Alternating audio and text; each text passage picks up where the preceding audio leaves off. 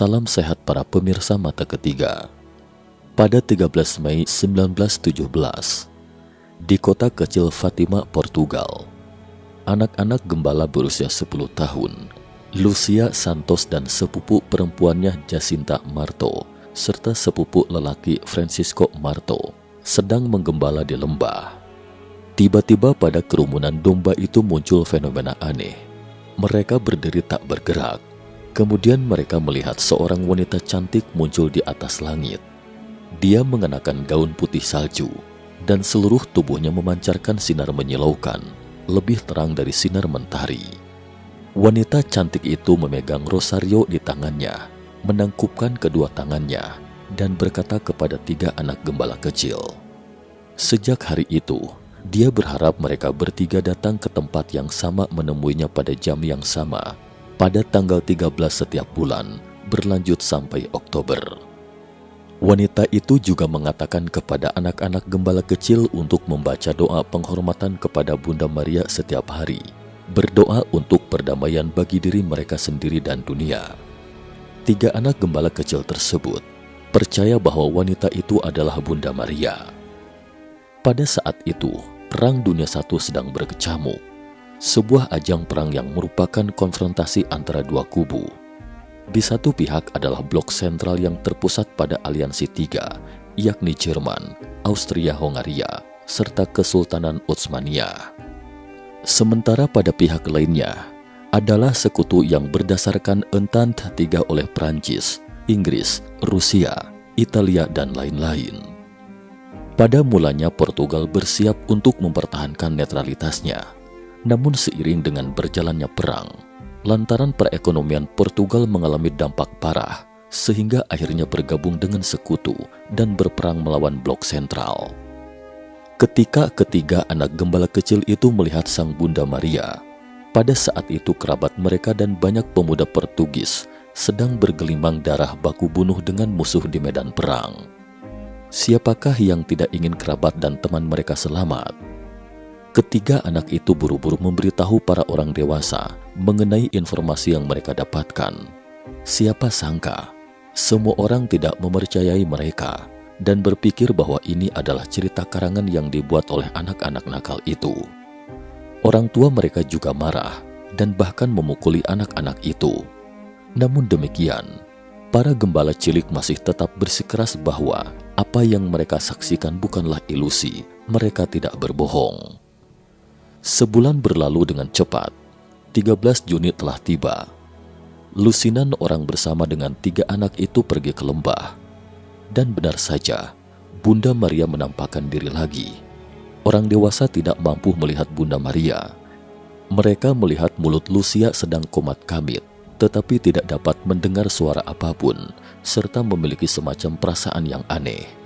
Orang-orang mulai percaya bahwa kemungkinan anak-anak ini tidak berbohong. Dalam beberapa pertemuan berikutnya, semakin banyak orang mengikuti anak-anak gembala itu ke lembah untuk menyaksikan mukjizat. Kadang-kadang bisa mencapai ribuan orang. Hal ini telah menyentuh saraf pemerintah daerah setempat. Pada 13 Agustus, gubernur setempat, Arthur Santos, mengira bahwa peristiwa itu akan menimbulkan kerusuhan politik. Jadi dia memenjarakan anak-anak gembala sebelum mereka mencapai lembah. Dia bahkan membakar sekuali minyak mendidih di dalam penjara, kemudian membawa anak-anak gembala itu satu persatu keluar dari ruang interogasi, serta berpura-pura akan melemparkan mereka ke dalam kuali minyak mendidih, serta memaksa anak-anak gembala untuk mengungkapkan rahasia Bunda Maria dan apa yang mereka katakan. Tetapi anak-anak gembala menolak. Sementara itu, di sisi lain lembah, sekitar 20.000 orang menunggu kemunculan Bunda Maria. Orang-orang melihat kilat serta awan turun di atas pohon, tetapi juga hanya itu saja. Kesaksian 70.000 orang. Penampilan terakhir Bunda Maria adalah pada 13 Oktober, tepat 105 tahun silam, ketika sekitar 70.000 orang dan anak-anak gembala menunggu di lembah, termasuk sejumlah wartawan surat kabar dan fotografer. Karena para gembala memberitahu semua orang sebelumnya bahwa keajaiban akan terjadi pada hari tersebut, agar semua orang mempercayai keberadaan Bunda Maria. Lalu apa yang terjadi selanjutnya? Banyak orang yang hadir menggambarkan bahwa pada awalnya langit tertutup awan gelap dan turun hujan. Tiba-tiba awannya pecah dan seolah-olah matahari telah muncul. Kenapa seolah-olah? Karena matahari itu berputar tiada henti di atas langit dan juga memancarkan cahaya beraneka warna di sekitarnya. Beberapa saat kemudian, matahari itu tiba-tiba jatuh dari langit, menerjang ke arah bumi dengan lintasan berbentuk huruf S. Kemudian ia tiba-tiba terangkat ke langit dan kembali ke posisi semula. Sebelumnya pakaian orang-orang yang basah kuyup karena terguyur hujan juga secara ajaib telah mengering. Peristiwa ini dikenal sebagai keajaiban matahari. Ada begitu banyak saksi mata atas kejadian ini, sehingga bahkan O Século, surat kabar paling berpengaruh di Portugal pada saat itu, yang dikenal menentang keyakinan beragama, mewartakan peristiwa ini. Avelino, seorang reporter untuk surat kabar itu, menulis, sesuai ajaran Alkitab, kerumunan yang berkumpul tidak mengenakan topi, dengan penuh semangat menerawang langit. Mereka tercengang ketika melihat matahari mulai bergetar. Secara tak masuk akal, ia tiba-tiba mulai bergerak, melanggar semua aturan alam semesta. Menurut kesan para hadirin, ia sedang menari. Domingos Pinto Coelho, seorang dokter spesialis mata yang menulis untuk surat kabar Ordem, melaporkan, matahari itu sebentar dikelilingi oleh nyala merah, dan sebentar kemudian dikelilingi oleh nyala kuning dan ungu tua. Tampaknya berputar dengan cepat, dan tiba-tiba ia seperti terjatuh dari langit, dan dengan cepat mendekati bumi, serta memancarkan panas yang membara. Harian Rio de Janeiro, dia dalam laporan khusus menulis, matahari perak dikelilingi oleh cahaya abu-abu yang sama menyilaukan. Tampaknya sedang berputar di awan yang merekah. Cahaya itu berubah menjadi warna biru yang indah, seolah melewati jendela kaca patri berwarna dari katedral, menyinari kerumunan orang yang berlutut dan mengulurkan tangan, kerumunan orang yang menangis haru. Para lelaki berdoa dengan melepas topi, menghadapi keajaiban yang mereka tunggu-tunggu. Waktu seolah berhenti, ia begitu mengesankan. Tidak hanya orang-orang di tempat kejadian yang melihat pemandangan menakjubkan itu, ada laporan yang menyebutkan bahwa fenomena anomali matahari dapat dilihat dari jarak 40 km. Meskipun kebanyakan orang berpendapat bahwa ini adalah penampakan Bunda Maria, namun ada juga skeptiker yang menganggap anomali matahari ini adalah ilusi yang disebabkan oleh pembalikan atmosfer. Akan tetapi, apabila demikian halnya, bagaimana anak-anak gembala yang tanpa wawasan tentang meteorologi dapat memprediksi fenomena ini? Namun semuanya itu belum merupakan peristiwa Fatima yang paling mengharukan. 3 rahasia.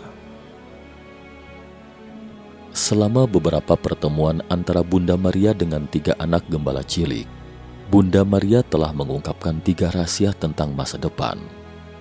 2 rahasia pertama, setelah salah satu dari gembala cilik Lucia tumbuh dewasa, dia menjadi biarawati. Hal itu secara jelas tertulis dalam memoarnya. Dalam nubuat pertama, Bunda Maria menampakkan pemandangan neraka kepada ketiga anak itu. Mereka melihat dalam lautan api yang tak bertepi, di mana iblis dan roh berbentuk manusia terjerumus ke dalamnya, berteriak melengking dan mengerang kesakitan dalam keputusasaan. Hal itu membuat anak-anak itu takut hingga bergemetaran. Untungnya Bunda Maria menjamin anak-anak bahwa mereka dapat masuk surga. Mereka pun merasa lega.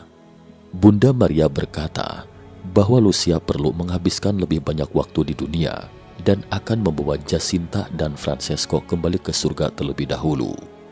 Faktanya adalah, kedua bocah itu berturut-turut meninggal dunia terkena penyakit flu Spanyol yang mewabah pada 1919, sedangkan Lucia lolos dan aman.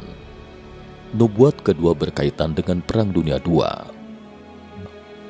Bunda Maria memberitahu Lucia bahwa Perang Dunia Pertama akan berakhir. Tetapi jika manusia tidak menghentikan tindakan mereka yang membuat marah Tuhan, maka akan meletus perang yang lebih parah selama masa Paus Pius XI.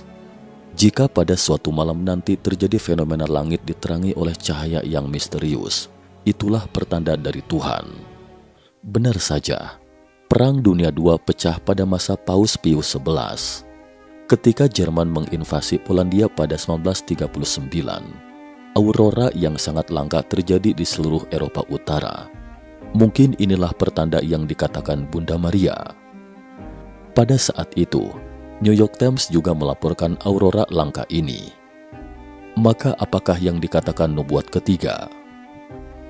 Lucia mengatakan bahwa berdasarkan instruksi dari Bunda Maria, hal itu baru boleh diungkap pada tahun 1960.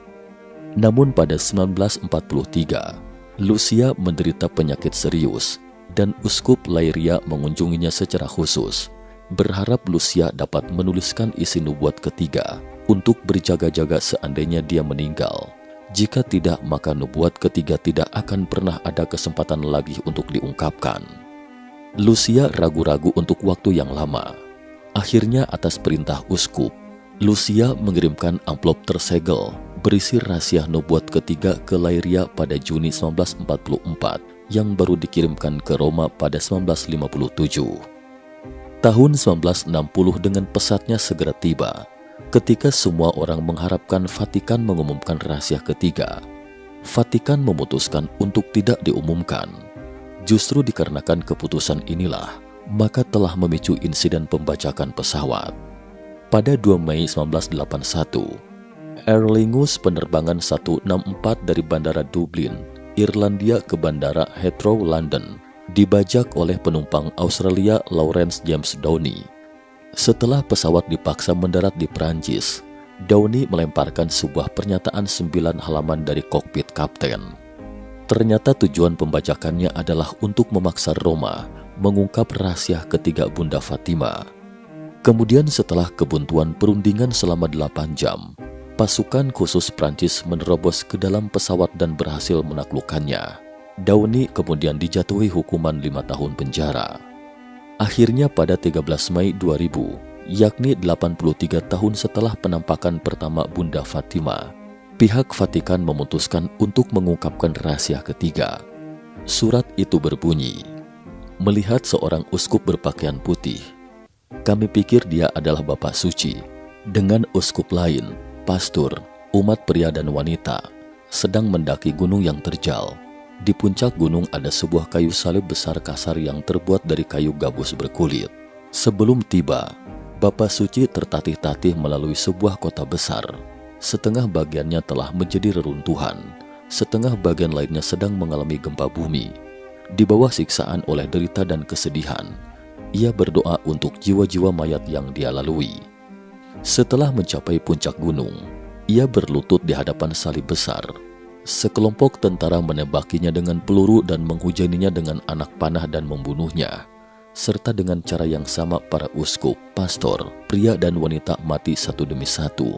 Semua penganut awam dari berbagai kalangan dan jabatan juga mati bersama.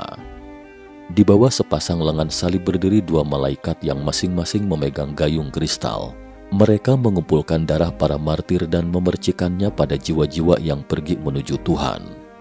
Untuk nubuat ini, Vatikan menafsirkannya sebagai pembunuh Paus Yohanes Paulus II pada tahun 1981. Namun banyak orang berpikir bahwa nubuat Bunda Maria seharusnya bersifat universal. Penjelasan Vatikan tampaknya terlalu sederhana dan sempit.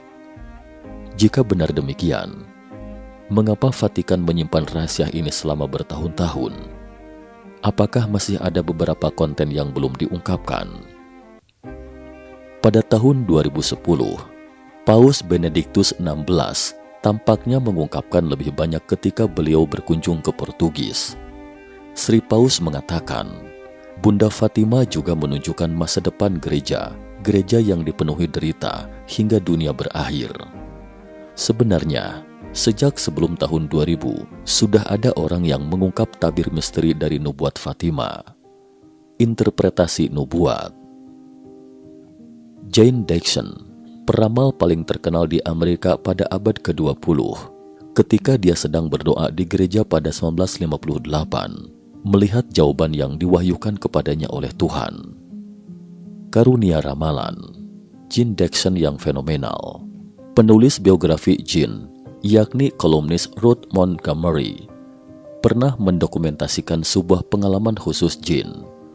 Jane berkata, "Ketika saya sedang berdoa dengan bola kristal di gereja Katolik St. Matthew, tiba-tiba atmosfer di sekitar saya nampak berubah menjadi murni. Sebuah cahaya terang menyorot turun dari puncak angkasa. Bunda Maria yang mengenakan jubah ungu kebiruan berdiri di depan saya. Aura berwarna emas dan perak mengelilingi seluruh tubuh Bunda Maria. Di sisi kanan atas dari kepalanya, saya melihat kata-kata yang berbentuk seperti awan Fatima. Saya menyadari bahwa Fatima, ramalan rahasia yang telah lama disimpan ini, akan segera diungkapkan kepada saya. Saya melihat tahta paus sedang kosong. Di sebelah tahta, saya melihat seorang paus dengan wajah berlumuran darah. Darah sudah menetes di bahu kirinya. Potongan daun hijau kebijaksanaan berjatuhan satu demi satu, dan semakin ke arah bawah, semakin menjadi besar daunnya. Saya melihat tangan yang tak terhitung banyaknya menjulur ke tahta, namun tidak ada seorang pun di atas tahta." Lalu bagaimana Jane menafsirkannya? Jane berkata, "Seorang paus akan berlari ke berbagai tempat untuk mencegah terjadinya Perang Dunia III, menyerukan para pengikutnya untuk berdoa kepada Tuhan agar mengakhiri kekacauan besar dan penggunaan senjata ultra ekstrim, sehingga menyelamatkan bumi agar umat manusia terhindar dari kemusnahan. Paus ini akan terluka karena hal ini." Sejak saat itu, pemimpin tertinggi Patriark Roma tidak lagi menjadi paus. Karena cahaya misterius itu terus-menerus menyinari tahta paus di Roma, saya menyadari kekuasaan kepausan akan tetap di sana selamanya. Tetapi tidak ada seorang pun yang bisa mengendalikan kekuasaan itu dengan identitas diri sebagai paus. Secara kebetulan pada 13 Mei 1990, ada pastor dari Italia yang juga menerima wahyu dari Bunda Maria. Wahyu itu secara garis besar hendak mengungkapkan rahasia terakhir yang sama dengan apa yang didapatkan oleh para gembala kecil. Gereja akan mengalami saat-saat kemurtadannya yang terburuk. Orang jahat akan menyusup ke bagian internal gereja, sedangkan mereka yang benar-benar setia dan beriman akan mengalami ujian dan penganiayaan yang paling berat. Umat manusia akan mengalami maha hukuman yang paling parah. Dengan demikian dunia dimurnikan dan membuat orang-orang mempersiapkan diri untuk menyambut kembali kedatangan Tuhan. Oleh karena itu, dengan menggabungkan ketiga nubuat ini, orang-orang percaya bahwa Bunda Maria telah memberikan nubuat besar tentang akhir zaman, yaitu kemerosotan agama dan kebangkitan kepercayaan yang lurus sejati, penyisihan besar secara global serta penyelamatan terakhir. Hal ini barangkali menjelaskan mengapa Vatikan enggan mengumumkan rahasia Fatima. Sebenarnya Tuhan tetap adalah Tuhan, tetapi agama yang dahulu pernah suci dan dapat berkomunikasi dengan Tuhan telah berubah. Beberapa gereja di barat dan beberapa kuil di timur sedang mengalami proses pembusukan yang sama. Sedangkan paus dalam nubuatan itu mungkin melambangkan Mesias sang juru selamat, yang juga merupakan Buddha masa depan, yakni Buddha Maitreya di timur. Tuhan Maha Suci ini akan memimpin para umat yang memiliki kepercayaan yang benar, menanggung penderitaan demi menyelamatkan dunia, dan pada akhirnya akan menunjukkan kepada orang-orang di dunia jalan menuju kehendak Tuhan. Apa pendapat Anda tentang penafsiran ini? Sampai di sini video Perang Dunia Ketiga kali ini. Jika Anda menyukai video kami, jangan lupa subscribe, like, dan share. Sampai jumpa di video lainnya.